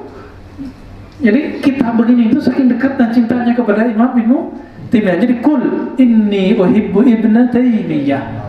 Kita betul-betul cinta Ibnu Taimiyah. Kenapa? Karena kita menemukan riwayat Ibnu Taimiyah ternyata ittisal, sanadnya nyambung ke Imam Ahmad, nyambung ke Imam Syafi'i, nyambung, tapi baru sanad riwayat, belum sanad dirayah. Nyambung ke Imam Abdul Qadir Jilani cuma 2 jalur, ketemu langsung 2 tabaqat. Dia berguru ke gurunya ini murid Ibnu Qudamah, karena murid dari Syekh Abdul Qadir Jilani. Jadi antum akan kaget. Amal tarekat itu sudah dilakoni oleh Imam Ibnu Taimiyah. Ibnu Taimiyah satu kali membaca Al-Fatihah 40 kali ba'da subuh. Itu tarekat nggak? Tarekat Ibnu Taimiyah. Ditanya sama muridnya, wahai tuan guru, ini apa-apa ini? Kan Nabi nggak pernah lakukan, kira-kira begitu ya. Ini dinukil oleh Musafadi, tapi saya tambahin sedikit biar seru. Apa kata Ibnu Taimiyah? Nah, yang ini langsung beliau mengatakan, saya membaca Al-Fatihah 40 kali likai yaftah, supaya membuka siapa Allah Ta'ala pemahamanku dalam membaca satu ayat, satu masalah. Jadi ternyata Ibnu Taimiyah yang bukunya berjilid-jilid itu pakai thariqah qadiriyah untuk bisa paham satu ayat masail dan persoalan tertentu. Walaupun kemudian ada kekeliruannya, wajar toh, emang Ibnu Taimiyah Nabi. Siapa yang meyakini Ibnu Taimiyah nggak pernah salah itu sudah sama kayak Syiah. Syiah itu meyakini imam tidak pernah salah, maksum. Sama dengan murid-murid yang meyakini syekh thariqatnya itu maksum, itu sama dengan Syiah, terjebak sudah. Kita tidak pernah meyakini selain Rasulullah itu maksum, terpelihara dari dosa. Jadi nanti kalau antum melihat saya punya salah, dosa, oh wajar tuh, Ar-Razi bukan Nabiullah tapi Abdullah, ya. Ada teman kita, murid kita sama, kita nggak benci juga. Guru kita tongkar sama guru kita biasa gitu. Nah, jadi inilah kira-kira yang membuat mereka panas. Ya, lanjut.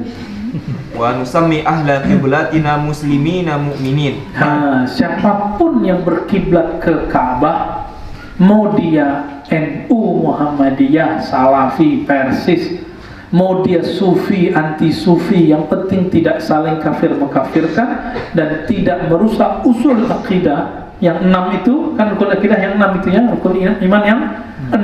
Masalah ta'wil tidak ta'wil itu urusan lain, itu furuknya akidah.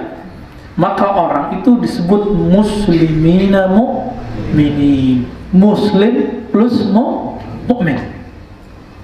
Jadi jangan bilang lagi Salafi bukan teman kita ya. Antum itu teman sama mereka. Yang menggabungkan apa? Asyhadu an la ilaha illallah. Udah. Walaupun dia nggak salaman mantu ya. Kalau di sini ketemu yang salaman dia cuma sama saya aja karena saya punya jenggot. Sama antum tuh, sama itu tuh. Sama yang lain nggak mau salaman dia karena nggak ada jenggotnya. Itu Salafi yang belum munsif. Salafi yang munsif kita ketemu banyak. Munsif artinya apa? Munsif artinya apa? Insaf. Yang dia tahu kebenaran itu bukan dimonopoli oleh kelompok. Ya.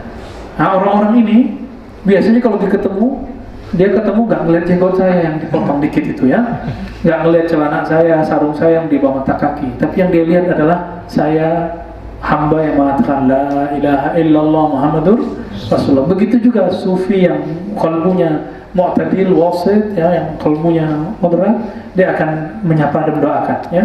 Setiap malam, setiap hari saya mendoakan semua kelompok, semua aliran yang mengatakan la ilaha illallah Muhammadur Rasulullah. Baik.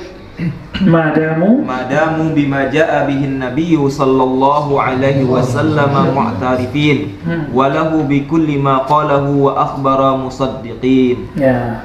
Syaratnya dua, mu'tarif dan musaddiq, bukan aman musaddiq.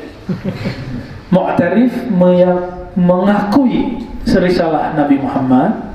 Nah ini beda, ada orang nggak sholat tapi ditanya, kamu nggak sholat karena males atau karena mengingkari kewajiban sholat? Itu beda hukumnya. Dalam syarah Ibnu Hajar dan syarah Imam Nawawi terhadap Sahih Bukhari, Sahih Muslim disebutkan jika dia tidak sholat karena ingkar kewajiban sholat, kafir.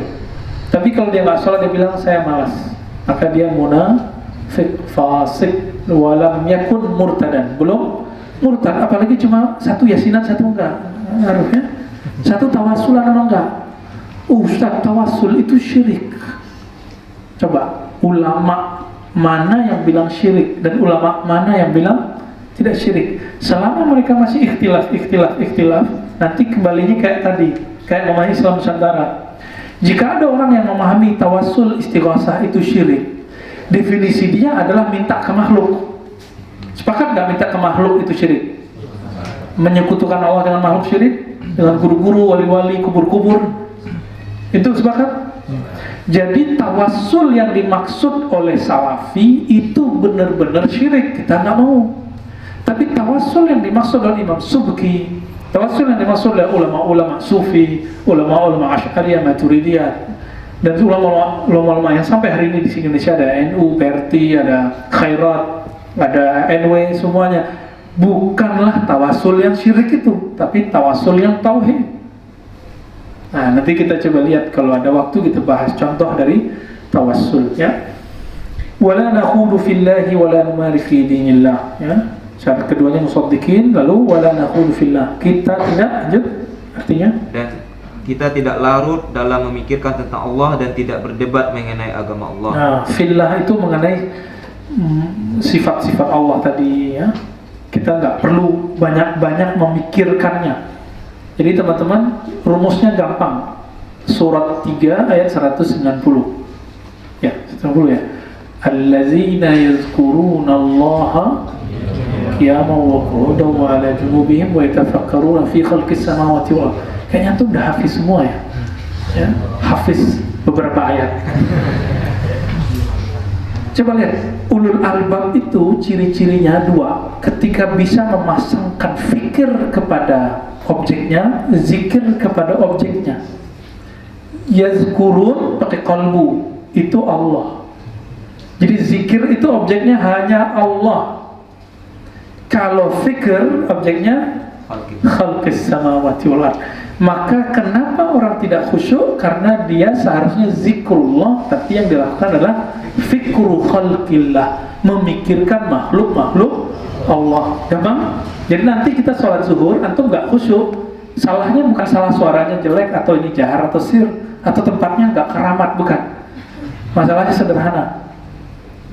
sholatnya zikrullah atau fikru kharqillah. Ya, tinggal dicek, dan itu harus dilatih. Mikir dilatih nggak? Hitung-hitung dilatih nggak supaya lancar? Dilatih. Masa zikir nggak dilatih? Makanya zikir itu ada angka-angkanya dari Rasulullah, ada kurikulum zikir. Ya, kita kan nggak sabar beli buku maksurat hadis zikir pagi sore, diamalin pagi sore, tapi bingung, kok nggak enak ya? Baca apa nikmatnya? Katanya tenang, ala bizikrillah tatma'innul qulub, zikir pasti tenang. Kok nggak tenang-tenang? Kata teman saya yang belum nikah, kayaknya tenang tuh nikah, dicoba nikah. Nggak tenang nikah lagi, nggak tenang juga nikah lagi, nggak tenang juga, cerai juga jadinya ya. Kenapa? Cari tenang dengan cari senang itu beda. Nikah itu menyenangkan, bukan menenangkan. Galau loh ya, nyari makan orang, ya, ngasih nafkah anak orang. Kalau punya anak sekolahin, kalau dia sakit antarin ke, repot loh nikah itu. Bukan menenangkan, menyenangkan. Ngurus-ngurus gitu tuh asik loh ya. Karena waktu kecil kita sering main-main dokter-dokteran, tuh dikasih beneran ya. Main gojek-gojekan tuh, gojek-gojekan beneran ya. Main anter-anterin, jemput-jemputin. Dunia itu memang laibun walahun, diulang aja, skalanya yang beda sama dosisnya ya. Wala numari fi dinillah, bedakan, tidak berdebat mengenai agama Allah itu beda dengan tidak berdebat mengenai pemahaman tentang agama Allah, itu beda. Numari fi dinillah artinya tidak meragukan lagi tentang Islam, nggak meragukan lagi. Gitu maksudnya ya.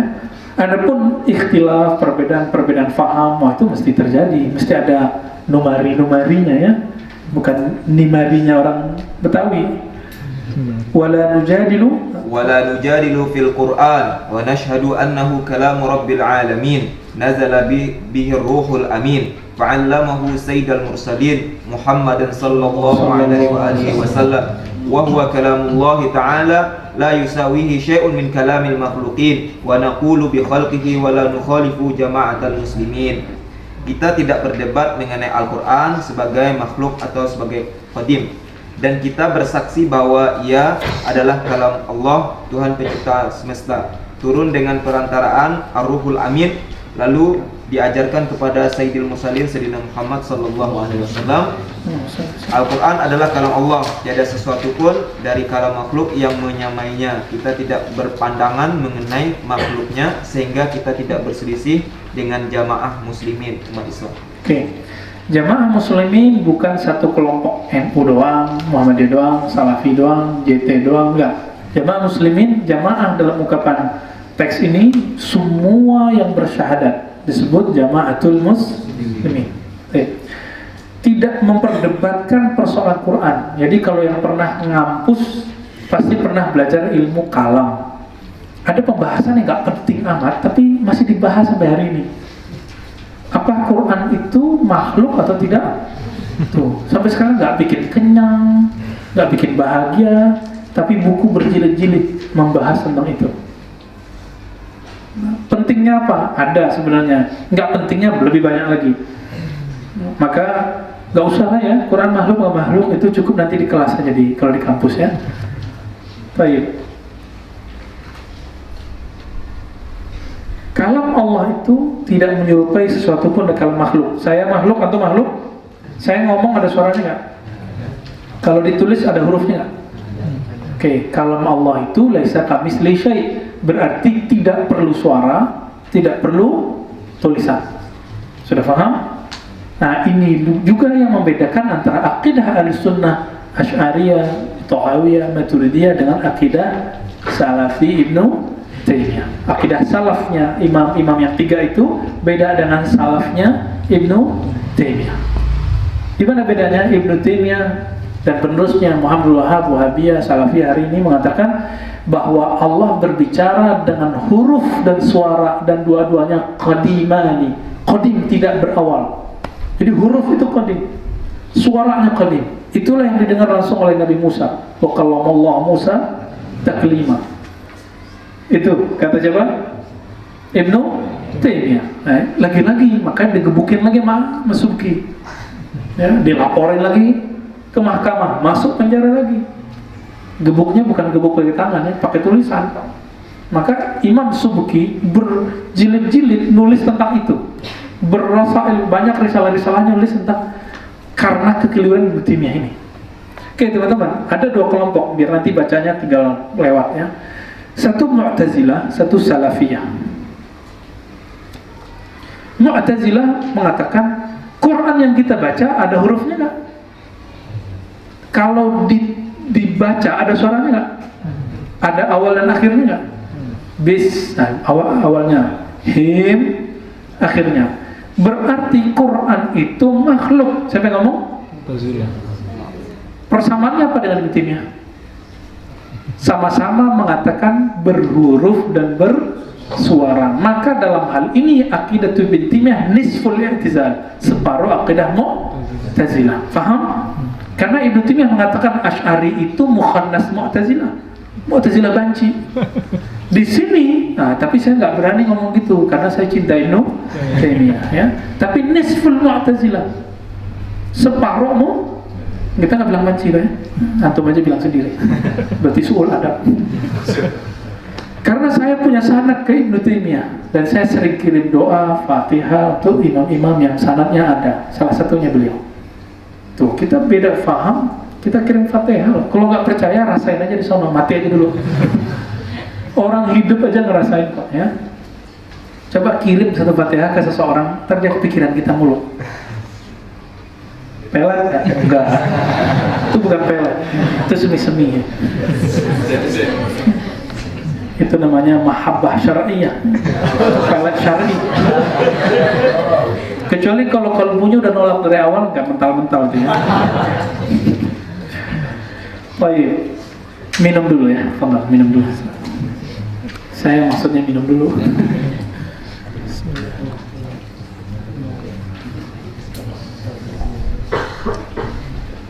Ada kopi kan di situ? Nah, silakan kita